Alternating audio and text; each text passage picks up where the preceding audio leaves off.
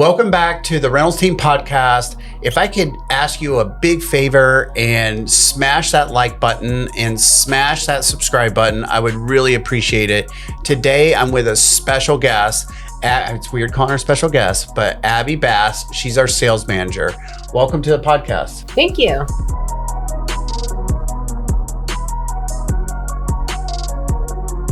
So today I got the opportunity to get a meeting with you and talk about sales manager and like, how are you enjoying it? What is your role with the team as a sales manager? Why don't you talk a little bit about that? So I've been with the team for a little while now as the sales manager, which is an arm of the leadership team. Mm-hmm. And my main job is to support the agents in what they do every day in building their business. So for other listeners and like agents, I know what that means. Mm-hmm. With like, if you're an agent, what does that mean? What does a typical week or day look like in the sales manager role? It's very busy. It's a very busy week and a very busy day, but it spans everything from brand new training when you're a new agent mm-hmm. to supporting our most seasoned agents and their questions that they come up with, mm-hmm. Coaching, reviewing any of their deals, systems stuff, anything that they come across in a day that I can jump in on would be my part.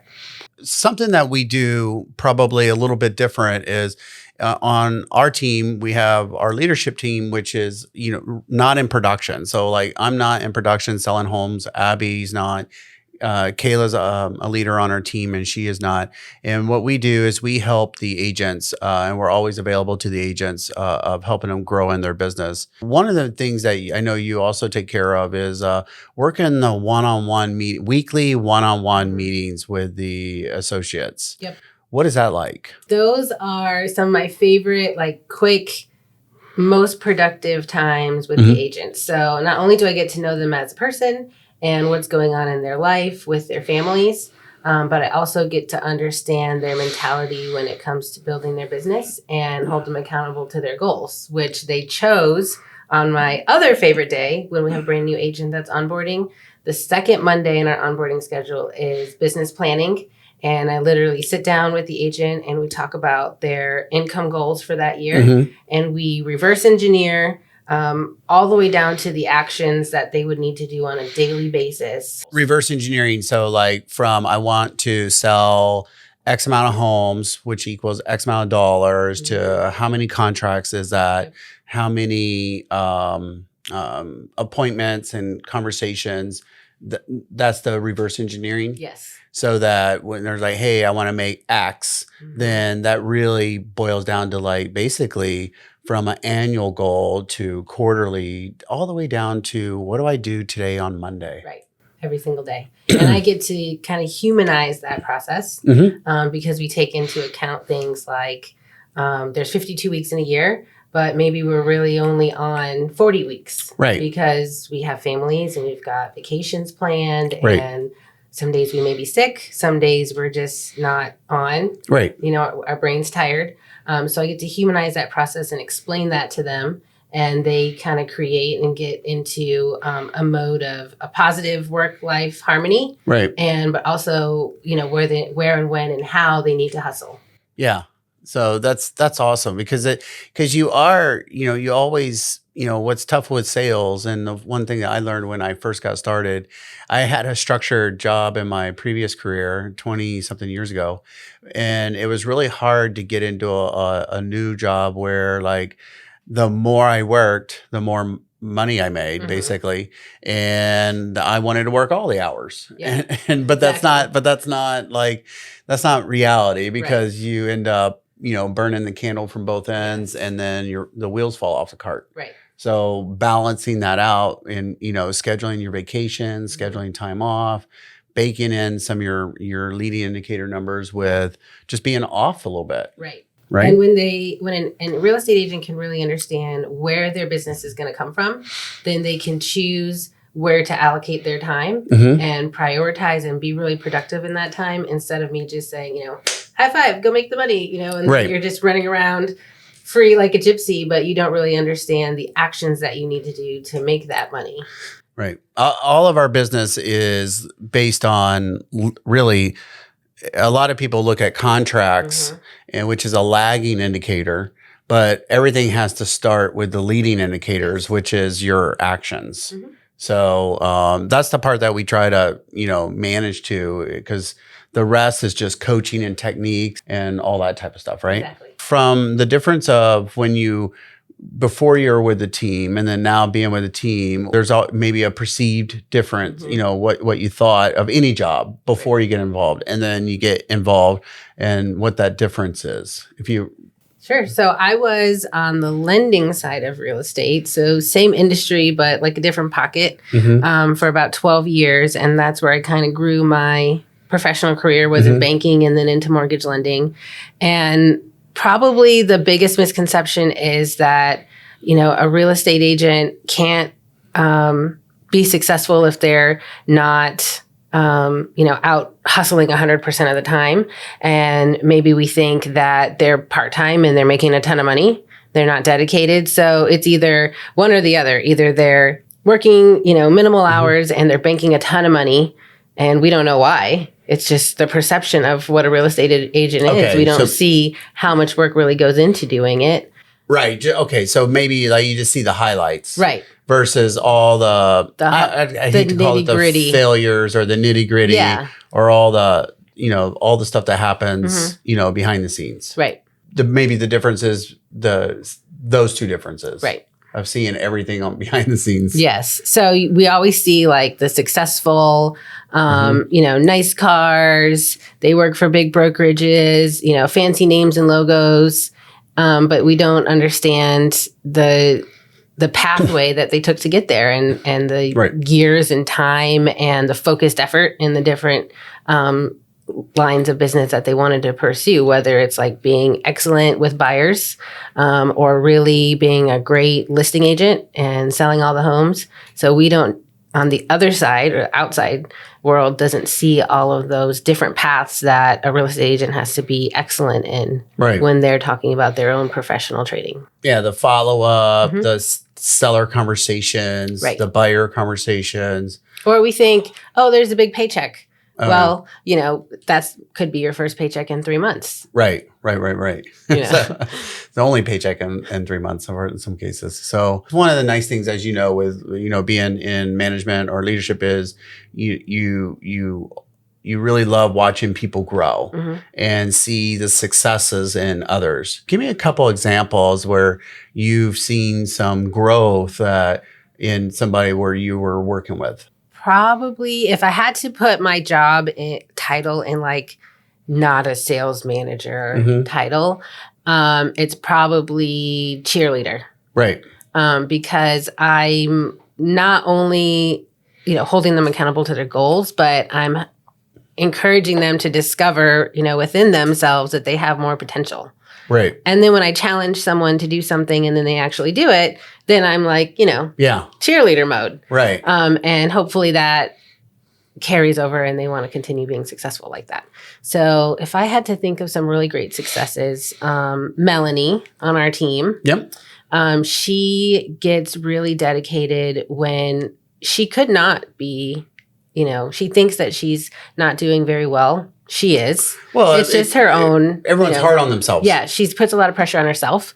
But when she does that, she gets into like super focused mode, and then she goes and does all of the things, and it's like, see what you did? Yeah. You did it, and now she's really killing it. It's been fun to watch her. That she'll sometimes when her back is against the wall. Now some people crumble. At that, so, but she is someone that when her back's against the wall a bit, she just pulls out of it and does exceptionally well. Yeah. Yeah. So, and she keeps like a happy, bubbly, she comes in the office and she's friendly, great energy, attitude. What's been one of the things that, since you've been on, part of the team that you've learned? Because we've been in a lot of different trainings. A ton of things. I really love the coaching that we do. I threw you right into the Tom Ferry. Yeah, that was exciting though. That was a lot of fun. The first week you were here, we went and met with Tom. Hey, we're going to Dallas. Okay. But that was really exciting. And it was like information overload to understand what it means to be, you know, a highly intentional expert in the field. And you're not just kind of like winging it. This is a real thing. Like, you know, people are dedicating their lives to being the best real estate professional that they can be. And everything from conversational skills and sales skills and a little bit of psychology and a little bit of being a technology expert all rolls into that. Right. And the other part I liked was having like, you know, high performing teams from all over the nation and also Canada. Yeah. You know, that was, you know, sharing in the same experience and sharing their successes and challenges, you know, right there. Yeah, a lot of it aligns when you get to that next level of, you know, performance. What would you say is the perfect attributes of an agent to join our team? I have come to really believe that our team is a great, unique model. And until you're in it and we get to really sit across from each other and discuss it, it's hard to really explain the team. Because I can say, hey, Scott, you know, we're the Reynolds team. Would you like more details? And if we talk it out, I'm able to explain all the different things that encompass us, which would be our core values. My favorite is probably level 10 fun. Really making sure that everyone's engaged and we're all supporting each other. We've got a great culture, like a family. Right. You know, we're in and out of the office every day. We all work together for the betterment of the team while everyone's also chasing their individual goals. Yeah. Right. And crushing it. We're high-fiving each other at the end. Also having a little bit of grit.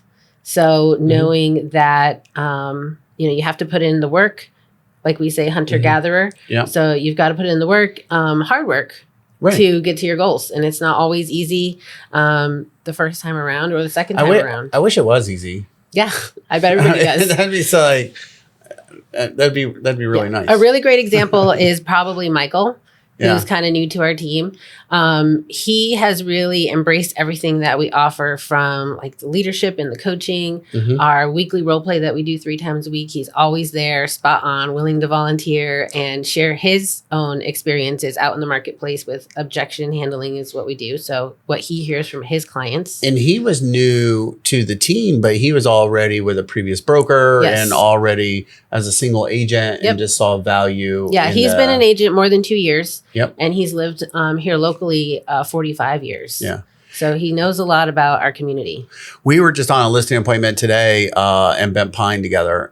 So that was a lot of fun going. That's what I love doing. I like going. I live vicariously through the agents, and I love sales. And so I love you know, assisting them with their listings and their business, you know, one-on-one. Yeah. So he's come in. He's very consistent. Like, we had his business planning day, and he knew exactly, you know, how much money he wanted to make, and we followed that plan, reverse engineering, you know, his income goal to what he needed to do. And now he's using, you know, our CRMs that tie into our tracking tools, all of the things that we have for prospecting. He's worked on his, you know, scripts and his calls, and he's very consistent in doing it, and he keeps a good attitude, and the floodgates are just like opening up for him. Yeah. I was in my email this weekend, and every time I refreshed, it was like, Michael, open house, executed contract. And I was like, yes.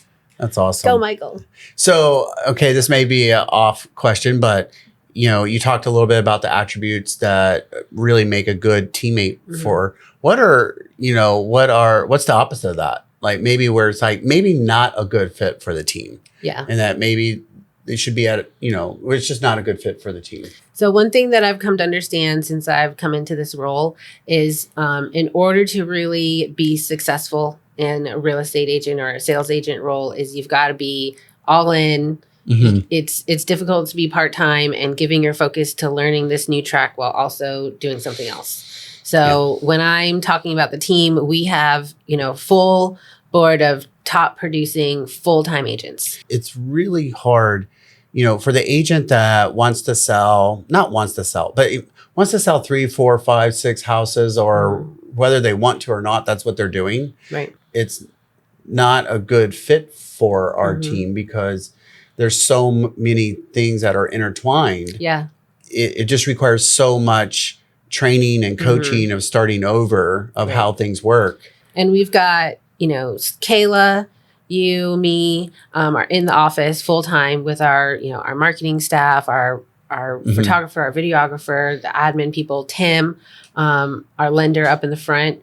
And we invest so much time and energy into what we're doing to help them create their business that it only benefits them if they're all in and trusting the process to be it's not you said it best. It's not beneficial to them. Right. And, if they're going to sell, 3-4 houses a year, or they want to work, just whatever hours they want to, here and there, that's the perfect agent to be at a regular brokerage, where they could just do their thing whenever they want, and their brand and everything looks, however they want. Right. That is, I mean, there's nothing wrong on that. It's just, it really better fit at another firm. Right. And like we talked about this week, we have our company standards for our agents, and we coach to that. We want everyone to achieve that. And I really think everyone that we have on the team can, do that. But it says something when, you're sitting next to all these other top producing agents in the market, and I want to be one too. So I'm learning from you. We're collaborating. And then we bring in someone else, and they're feeding off of that energy and that hustle mindset, and they're learning and they're collaborating. And now we're all elevating together. Yeah. I like the learning together. And then the other big thing I've always wanted to keep inside as a core of the team is no ego, where no one is afraid of our business. For some reason or another, there's like a big ego thing, and it's apparent a lot of times. But in our organization, there's really, everything's very transparent, and no one's worried about, someone taking their client or anything like that. Nope. That happens when you get to, surrounded by a certain person that's also successful. You just see the benefits in collaboration and not cutthroat competition. Right. So, in kind of wrapping up, what would you say for anyone that it's mid-year or almost mid-year? Yeah, we're halfway. Yeah, almost halfway. They may or may not be satisfied with their year-to-date results. Maybe the pipeline's not super strong. Maybe what would be some tips that you would give them that we kind of talk about for someone that is they are all in and is just haven't got the results that they wanted in the beginning of the year. And I'm putting you on the spot a little bit. So when I was introduced to Tom Ferry, one of the things that we've integrated into our onboarding when we bring someone onto the team is they spend the 20 minutes or so watching the 6 Phases of Mastery video. Right. And one of the steps in there is restabilization. And it's kind of like a checkpoint to refocus, see where you are, and then recreate your goals and make sure that they're attainable. SMART goals is what we like.